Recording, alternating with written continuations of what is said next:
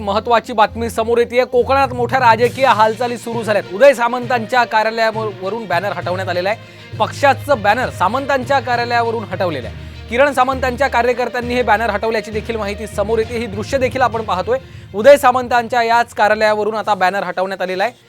किरण सामंतांच्या कार्यकर्त्यांनी हे बॅनर हटवल्याचं कळतंय।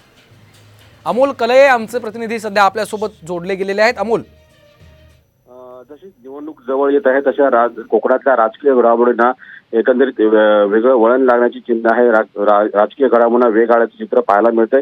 किरण सामंत यांच्या कार्यकर्त्यांनी उदय सामंत यांच्या कार्यालयावर बॅनर जे आहेत ते हटवलेले आहेत आणि उदय सामंत यांचं कार्यालय नाही तर किरण सामंत यांचं कार्यालय असं बॅनर लावण्याची माहिती जी आहे ती आता समोर येते। निश्चितच धन्यवाद अमोल या सविस्तर माहितीसाठी। आपण पाहतोय आता कोकणामध्ये राजकीय हालचालींना वेग आल्याचं चित्र पाहायला मिळतंय। किरण सामंतांच्या कार्यकर्त्यांनी हे बॅनर हटवल्याचं कळतंय।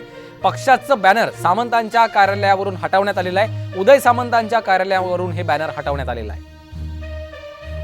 तर किरण सामंतांच्या कार्यकर्त्यांनी हे बॅनर हटवलेलं आहे अशी देखील माहिती समोर येते।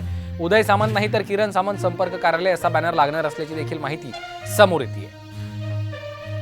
उदय सामंतांच्या कार्यालयावरून हे बॅनर हटवतानाची ही सगळी दृश्य आपण पाहतोय। आता कोकणामध्ये राजकीय घडामोडींना वेग आल्याचं चित्र आपल्याला पाहायला मिळतंय।